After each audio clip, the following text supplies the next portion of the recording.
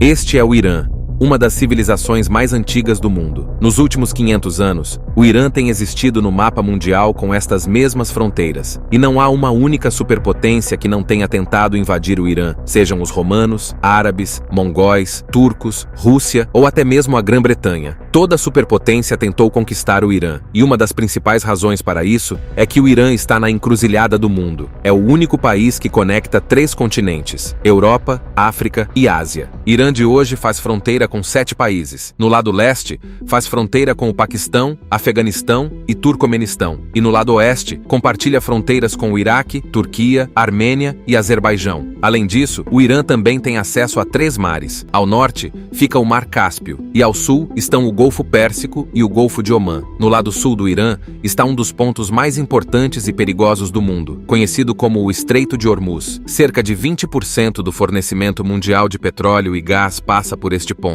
Essas 7 ilhas perto do Estreito de Hormuz estão sob o controle do Irã desde 1970, embora anteriormente fossem controladas pelos Emirados Árabes Unidos. Da mesma forma, no Mar Cáspio, esta ilha de Ashuradé também está sob o controle do Irã. Nos últimos 40 anos, o Irã tem sido um grande problema para o mundo ocidental. Mas qual é a razão para que, apesar de ter exércitos e economias tão poderosos, nenhum país ocidental tenha conseguido atacar e conquistar o Irã? Isso acontece porque todos os países sabem que atacar o Irã diretamente poderia ter consequências gravíssimas. Uma das principais razões que tornaram o Irã inconquistável é sua geografia. No vídeo de hoje, vamos explorar como a história, a geografia e as guerras por procuração do Irã o tornaram tão poderoso e quase impossível de conquistar. Primeiro, vamos entender a geografia do Irã. No sul e oeste do Irã está a Cordilheira dos Montes Zagros. Esta cadeia de montanhas se estende ao longo da costa do Irã até o Iraque. E, finalmente, a Turquia, no oeste. Ela oferece ao Irã uma excelente proteção natural contra invasões estrangeiras. Toda essa área é muito rochosa e extremamente difícil de atravessar. As montanhas Zagros beneficiaram enormemente o Irã em 1980, quando o Iraque invadiu o Irã. O plano do Iraque era primeiro capturar a província rica em petróleo de Cuzistão e, em seguida, avançar para a parte central do Irã para tomar o controle das principais cidades iranianas e esmagar a Revolução Iraniana, porque todos os países árabes estavam preocupados que os efeitos da Revolução Iraniana pudessem se espalhar para o resto do mundo árabe. No entanto, nos 2 anos seguintes, os exércitos iraquianos conseguiram chegar apenas ao Cuzistão. Eles fizeram várias tentativas de atravessar as montanhas Zagros para tomar o controle do Irã, mas foram mal sucedidos. Eventualmente, o exército iraniano empurrou as forças iraquianas de volta e entrou no Iraque. Mas então enfrentaram problemas de abastecimento, porque, enquanto o exército iraquiano conseguia facilmente suprimentos de suas cidades, o exército iraniano encontrou grande dificuldade em obter suprimentos de armas, já que os principais depósitos e cidades do Irã estavam do outro lado da Cordilheira dos Zagros. Por isso,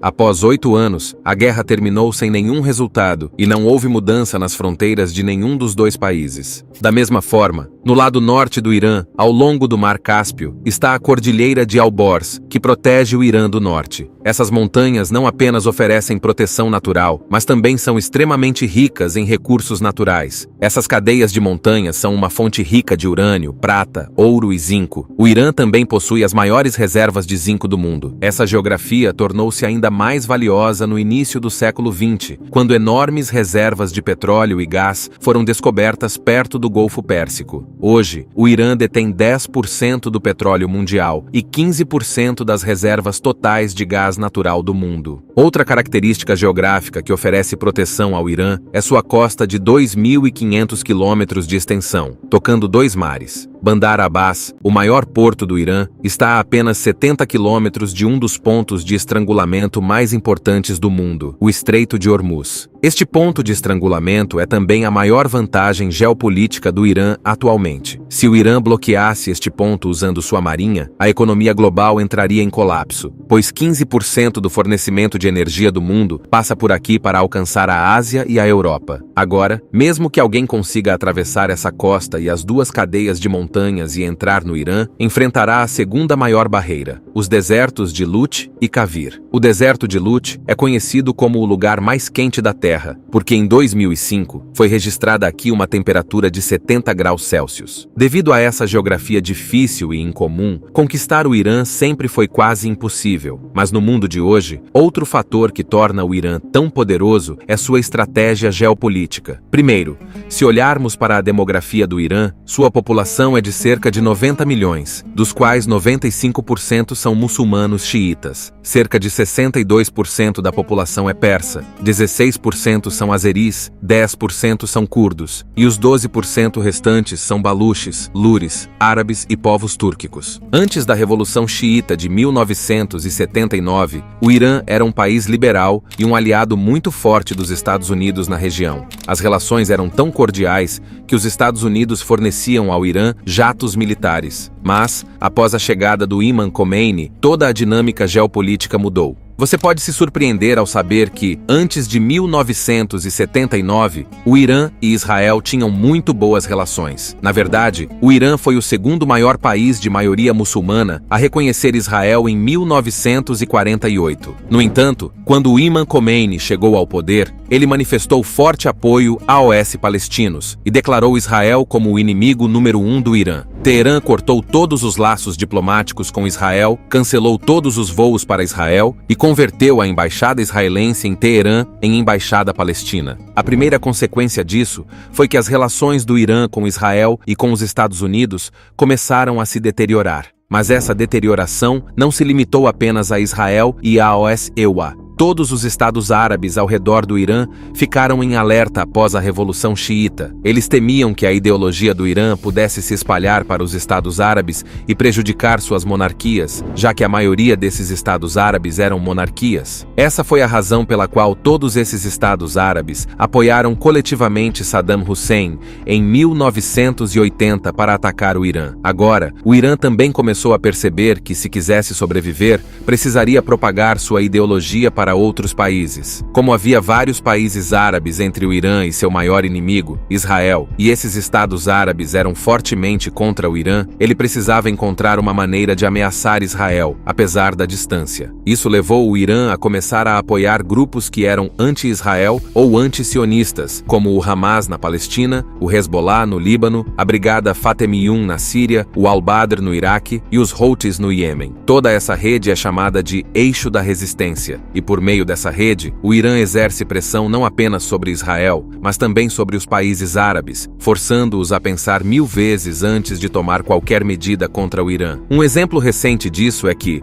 quando Israel começou a bombardear Gaza, o Hezbollah no Líbano disparou mísseis contra Israel, e os Houthis iemenitas começaram a atacar navios israelenses e americanos que passavam pelo Mar Vermelho com drones. Essa estratégia de guerra por procuração tornou o Irã bastante perigoso. Já que estamos falando de estratégia de guerra, é importante mencionar a tecnologia de drones do Irã aqui. Em janeiro de 2024, quando os Houthis lançaram continuamente ataques com drones contra contêineres que passavam pelo Mar Vermelho, a França usou um míssil Aster-15 terra-ar de $1 milhão para derrubar um drone Shahed iemenita que custava apenas $20 mil.